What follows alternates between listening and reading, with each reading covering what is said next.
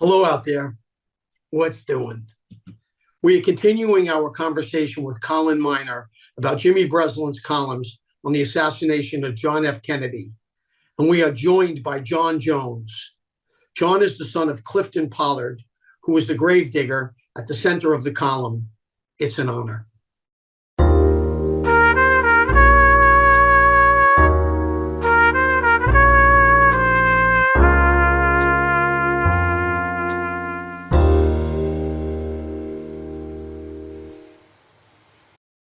Hello. Hey, John, it's Kevin Breslin. You're talking to Colin Miner, who is a writer. Colin had written two very strong, special observational pieces about what my father wrote, Death in Emergency Room 1 and It's an Honor. I'd like to start with The Gravedigger. It's an honor. I'm going to the cemetery and get the gravedigger, he told Art Buchwald, a fellow journalist. Yeah, that's a great idea, Buchwald told him. That would be very good. It's an Honor is the name of the famous column, and it tells the story of Clifton Pollard, who worked at Arlington National Cemetery and dug the grave for John F. Kennedy. Colin, you talked about Breslin, how he started to go after this column. How did he do it?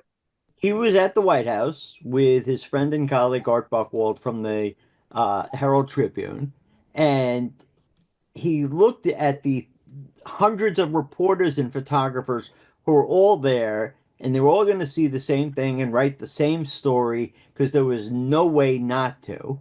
And he realized this was not for him. If he had to stay there, as he would like to say in certain times, he would die. So he came up with the idea of, I should go find the guy who's going to dig the grave. And he wasn't sure it was a great idea, but so he turns to Buchwald and he says, this is what I'm going to do.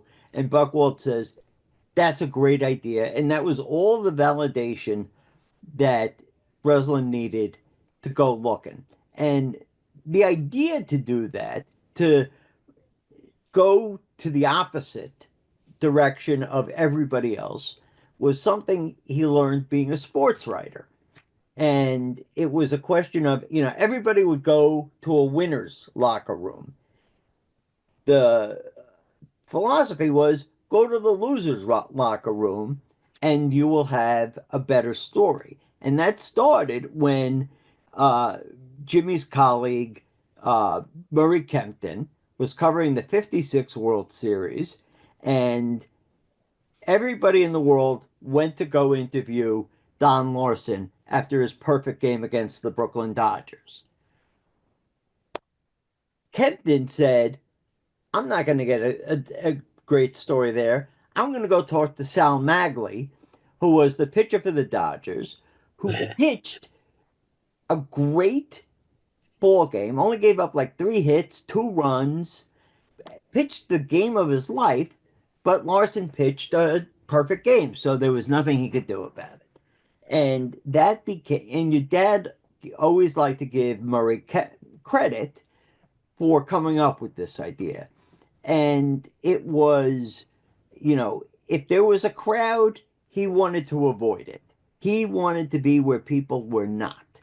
Because if you stayed where people were, it's like writing a press release. You're not getting anything different. You're not giving anybody any real information. And he went to Arlington and he found the supervisor who told him what the deal was going to be. And that's how that happened. Yeah, Breslin said, it hit me like a bolt. I'm going to the cemetery and get the gravedigger. See, he would always go to the other side of the street. No one thought of going to get the gravedigger. I mean, do you ever go to yourself, oh, wow, as a writer, that was some move? It's hard not to. It's impossible. I mean, it's become such a huge lesson in journalism that it's almost become a cliche. And, the thing about cliches is these are things become cliches because they're truths that are said so often, people just forget about. They just refer to them as cliches, but cliches are truths. And, you to read that column to understand that sometimes to get the real story, you need to find an angle that's not being covered by everybody. That you need to go elsewhere.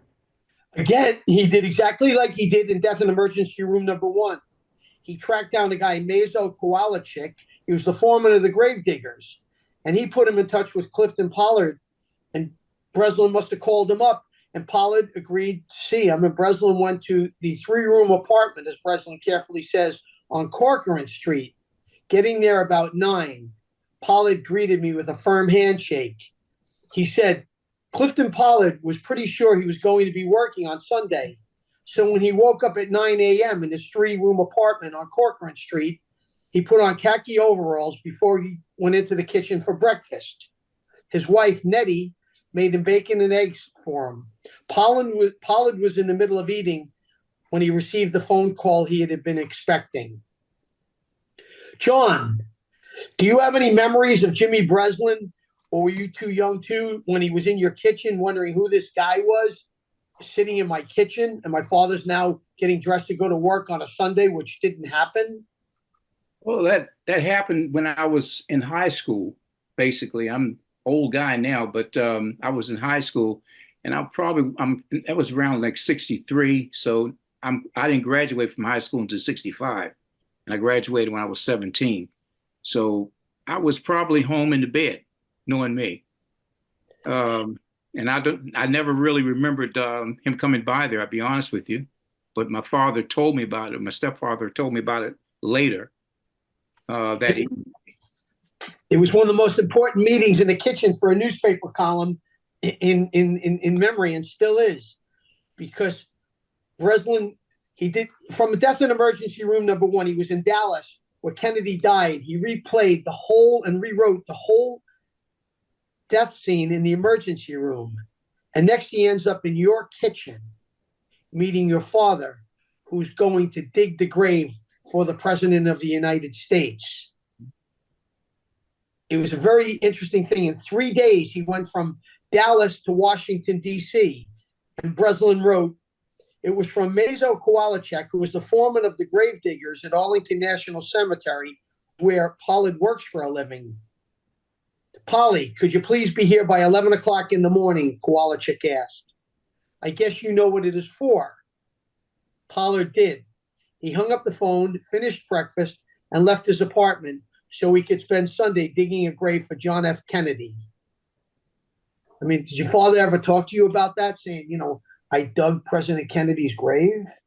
Oh yeah, he talked to me about it. We went to matter of fact, we went to President Kennedy's inauguration. I remember that day precisely because it was so cold out there. Just me and him were there, and we watched Kennedy come down in the motorcade. Back in those days, they didn't have it all bubbled up and everything. It was a convertible type of situation. And we saw him get inaugurated or coming down. I should say the inauguration parade. And so he liked Kennedy a lot, and he had fond memories of him at that time, and then all the way up until the time dug the grave. As a matter of fact, I have a picture of I don't know if you guys can see that. That's a picture of the grave, the merchandise he used it's called a backhoe.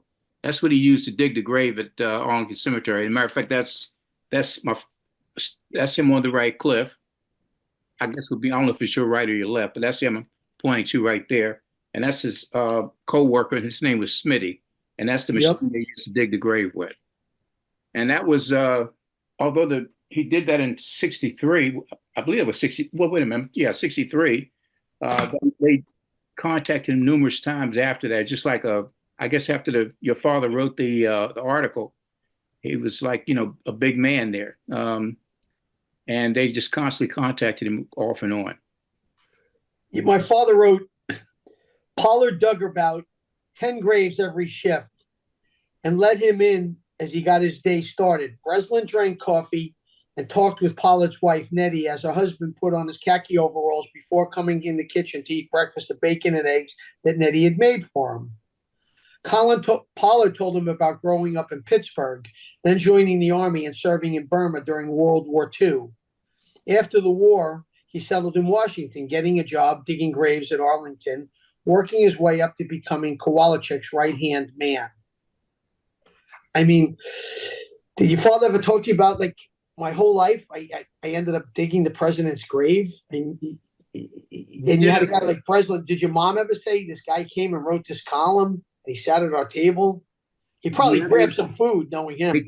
They talked about it quite a bit. My father dug a lot of important graves out there at the cemetery. As a matter of fact, another dignitary he dug just before Kennedy's grave was President Eisenhower's Secretary of State. His name was John Foster Dulles. He dug as well. That was back in 1959, I believe. So he was, he would take me out to the cemetery, and we go around and look at the tomb of the unknown soldiers, and Lincoln, I think his son was buried out there, Todd Lincoln. We go around to those grave sites. Father knew the cemetery, the cemetery like the back of his hand. And, they moved the grave. Originally, he did the grave twice because they moved it from the original location. Yes. And then they moved it to a new location. So he was in on both of those as well. Your father, and Colin, you're aware of this.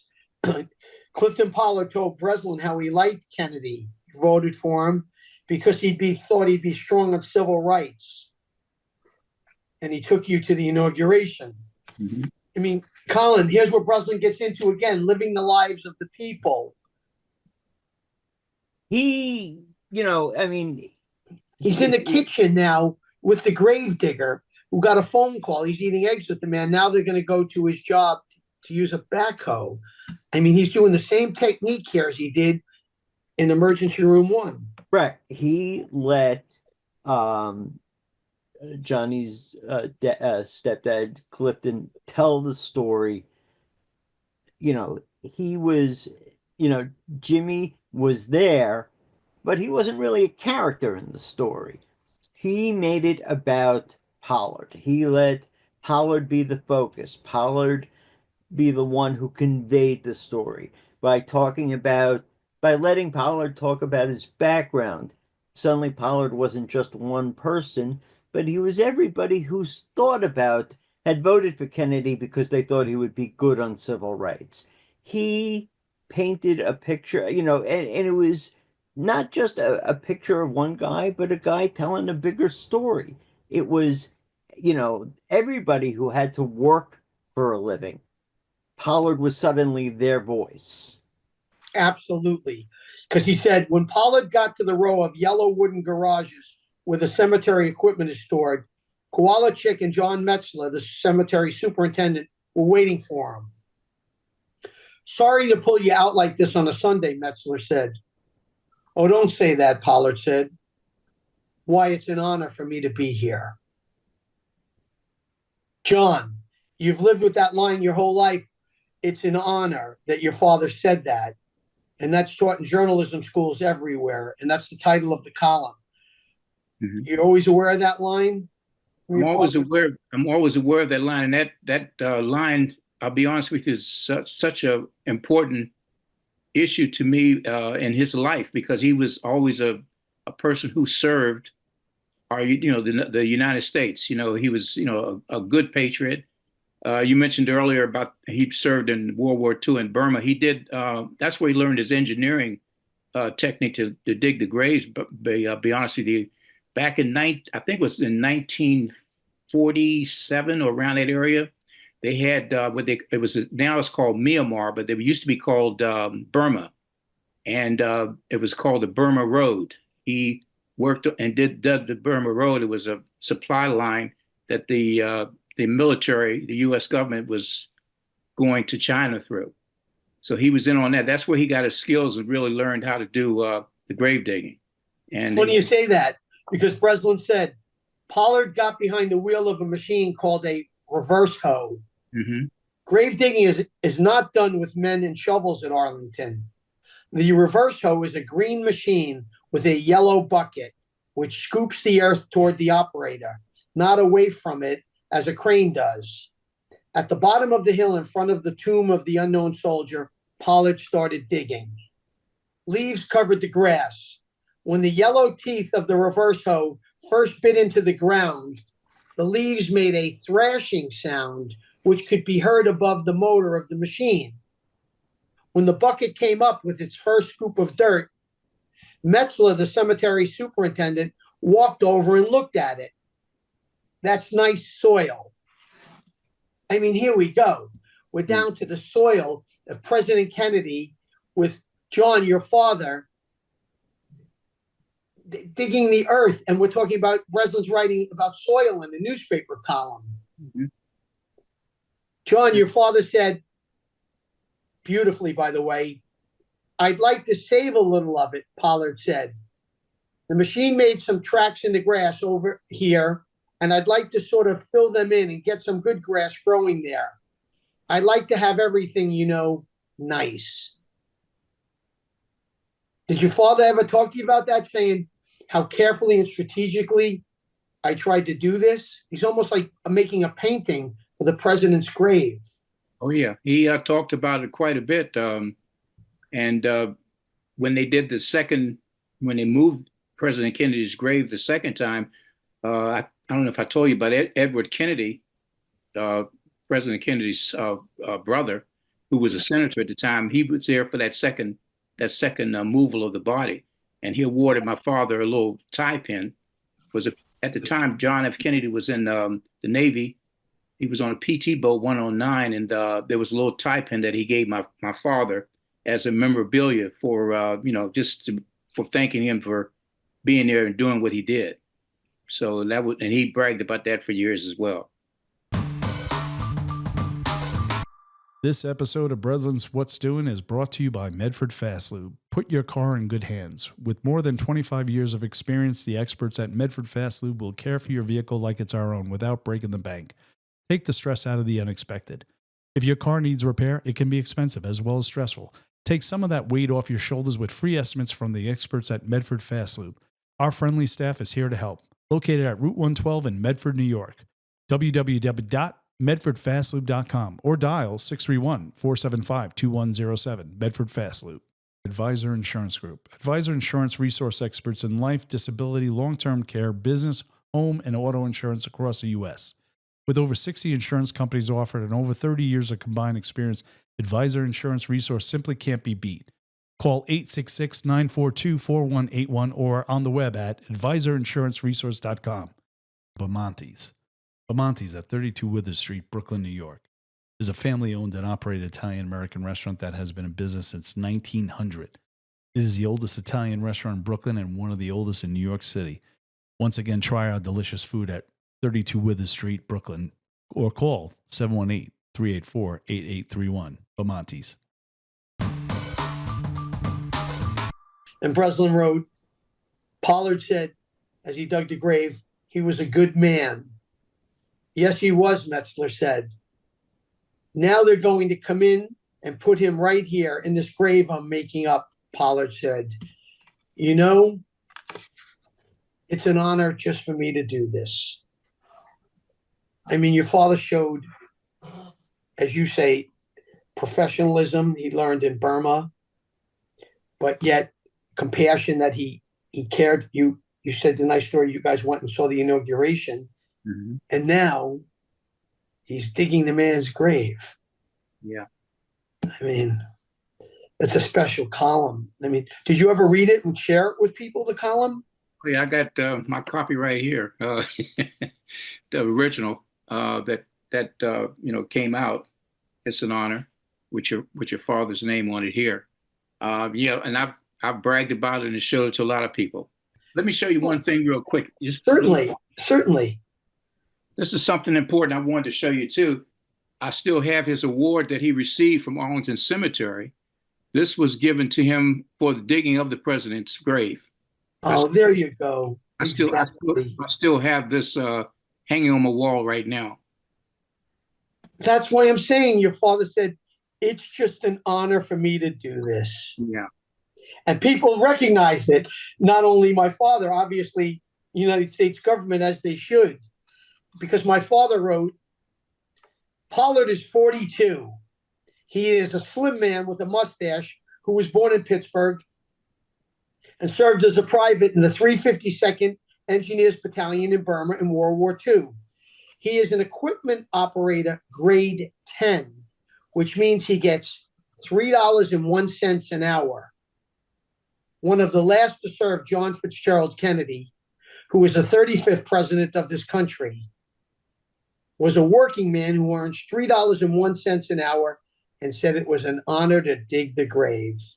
He picked up saying, yesterday morning at 11:15, again the time, Jacqueline Kennedy started walking towards the grave. She came out from under the north portico of the White House and slowly followed the body of her husband, which was in a flag-covered coffin that was strapped with two black leather belts to a black caisson that had polished brass axles. She walked straight and her head was high. She walked down the bluestone and blacktop driveway and through the shadows thrown by the branches of 7 leafless oak trees. She walked slowly past the sailors who held up the flags of the states of this country. She walked past silent people who strained to see her, and then seeing her, dropped their heads and put their hands over their eyes. She walked out of the northwest gate and into the middle of Pennsylvania Avenue. She walked with tight steps and her head was high, and she followed the body of her murdered husband through the streets of Washington. I mean, and just in that those brief sentences, there's so much of the detail that was so important to your dad. I mean, when he talks about, the 7 leafless oak trees, your dad was sitting there going 1, 2, 3, 4, 5, 6, 7. It was so important for him to be on the scene, to use his eyes, and to make sure that what he saw, his readers saw. He had to get this and pay acute attention. He said, everybody watched her while she walked. She is the mother of 2 fatherless children, and she is walking into the history of this country because she was showing everybody who felt old and helpless without hope that she had this terrible strength that everybody needed so badly. Even when they had killed her husband and his blood ran onto her lap while he died, she could walk through the streets and to his grave and help us all while she walked. Now he's going into the psychology of the suffering of all of us, including Mr. Pollard, who was there saying it's an honor. Well, it had to be the hardest honor of his life. I mean, John, did he ever talk to you about that? Saying, when I look back on it, and of course he dug many graves, but this was one of a kind. That was one of the most special, I think, of all that he did. And well, he talked about it for years about it. And your father, like you said, he just did an outstanding job. I mean, reporters nowadays don't even have the sense of how to get things together like that now. It was very important for him to really do it, and as a story, not as an article, not as a column. He thought of it as he was telling stories, and he wanted, a story has a beginning, a middle, and an end. It has scenes, it has characters, and all of these things were very important to Jimmy. You're absolutely right. Now he went into another scene here. There was mass, and then the procession to Arlington. When she came up to the grave at the cemetery, the casket already was in place. It was set between brass railings, and it was ready to be lowered into the ground. This must be the worst time of all. When a woman sees the coffin with her husband inside, and it is in a place to be buried under the earth. Now she knows that is forever. Now there is nothing. There is no casket to kiss or hold with your hands. Nothing material to cling to. I mean, John, you think, wow, this is the depth of what your father was involved with. And it seems like just an act of digging grass. No, no, no, no, no. This is the eternal flame. I mean, it's just you must be terribly proud. Well, I'm very proud. He would always say that he was going to not be buried too far from President Kennedy. He had, he had a plot at the cemetery, and I say he's probably about in walking distance from where the grave is now. President Kennedy's grave is now. He's approximately, I would say, about 50 yards from there. As a matter of fact, my mom and him are both buried in that spot there at Arlington. And when I used to go out there and visit the gravesite, people would be walking up to the Kennedy gravesite, and they'd be walking right past where I'm at, and they're looking at me and saying, "Who's that? Who is he over there?" But I mean, it was, like you said, it was an honor because he was right there, and he's still there now. Oh, that's precious, man. And he was aware that he wanted to be buried so close to the president. Yeah, he already had his spot picked out, and I mean, back in those days they did that. Now, I mean, they don't do it anymore, of course, but he had his spot already lined up. So that's where he was buried. And my mom and him both buried right there in that same spot, right below Kennedy's grave right now. You should be proud. Well, I'm very proud. Breslin picked up. He said, the ceremonies began with jet planes roaring. Clifton Pollard wasn't at the funeral. He was over behind the hill, digging graves for $3.01 an hour in another section of the cemetery. He didn't know who the graves were for. He was just digging them and covering them with boards. They'll be used, he said. We just don't know when. Colin, again, Breslin stays with the subject. He just doesn't stay in this story. He follows Mr. Pollard to a different part of his life and his world. It's not that he had a great ear. He was so good at paying attention, and he understood that when people said things, they should be listened to. When Pollard says, they'll be used, I just don't know when. I mean, think of how prescient that is, given the fact that the Vietnam War was just around the corner, and suddenly, Arlington was going to fill up a lot faster than it had been. It's a very prescient remark, yes, and I think I thought of that subliminally, because Breslin wrote, I like to have everything, nice, Pollard said. Did your father ever tell you that, John? How you like to have that grave nice? He was very professional, and one thing I know about his job at Arlington, he was very professional. He later became a supervisor out there, and all his staff loved him. I mean, they respected him a lot, and that's just the type of person he was. He was always like that. Because my father stayed with your dad the next morning back after the funeral was over. And your father said to my father, I tried to go over to see the grave, but it was so crowded, a soldier told me I couldn't get through. So I just stayed here and worked, sir. But I'll get over there a little bit, just sort of look around and see how it is. Like I told you, it's an honor. Now, your father just sounds like a remarkable American, a dignified American. I don't know many people use the word, it's an honor.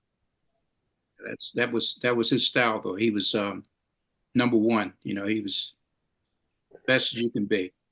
All you can I think be. One of the remarkable things about your dad is that he refers to Breslin as sir, and I assume your dad was the kind of person who showed respect when someone showed him respect. And to me, that just sort of captured the fact that I feel like Breslin showed your dad respect and your dad showed it back to him. Because I felt like that was that was one of the ways Jimmy worked, is he made people comfortable by letting them know he was interested in their story. It wasn't about him, it was about whoever he was talking with. Yes. I think from listening to both of you, and not because he's my father, but I certainly hope that people would go out, and if they wanted to reread this newspaper column, it's an honor that they would learn from what we're discussing here, because your father was a remarkable American that did this, John. And Colin, you've been around a lot of newspaper columns in your life.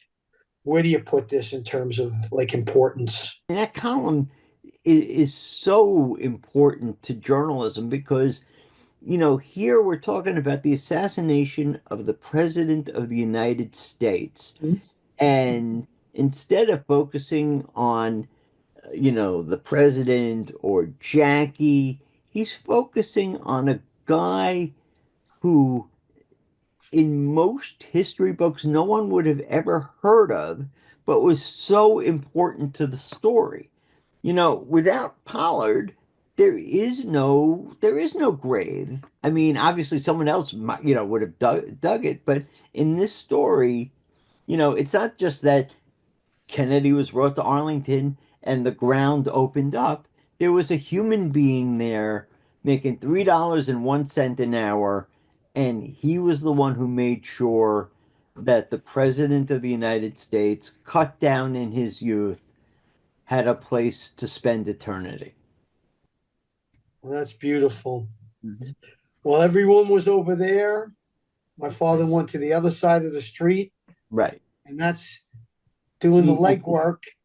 He got Kowalczyk and introduced your father to him, and your father was kind enough, decent enough, and wanting to share any experience. Now, a lot of people, you never know. Everyone's so against media and talking. Everyone seems like a nervous wrecks. He was able to write a short story here almost. You would think this read like a short story. It wasn't like a who, what, when, why in there. And both the columns, Right. especially, are they're beautifully written and they paint the picture. And the thing that I feel actually bad about having left out of my story that I'm actually now adding on to include, he wrote a third column that week. When he got back to New York, it was, Thanksgiving was that week. And that morning, while I'm sure your mom would have liked him to have been in the house helping out, he went to the automat on, in 42nd Street. Midtown. And, he wrote a column that just so captured the mood of the country, but he never actually wrote the words Kennedy or assassination. He wrote just a beautiful story about lonely people sitting in the automat on Thanksgiving, just having their coffee and their pie, and painting it was a beautiful end to a triumvirate of three columns that really captured the mood of the country and told a story about the United States that was better than maybe anybody since. And John, you should always be proud because his line telling Art Buchwald, I'm going to the cemetery to get the grave digger, which is how we all got here to speak with one another. Yeah. And we can't thank you enough. And Colin, thank you also. And John, you should be very proud of your father. Oh, definitely. Always will be. I'm glad to see you guys and talk with you all. It's been an honor for me too. God bless you, man. An Thank you honor so all much. around. God bless you, all your Colin, family. pleasure.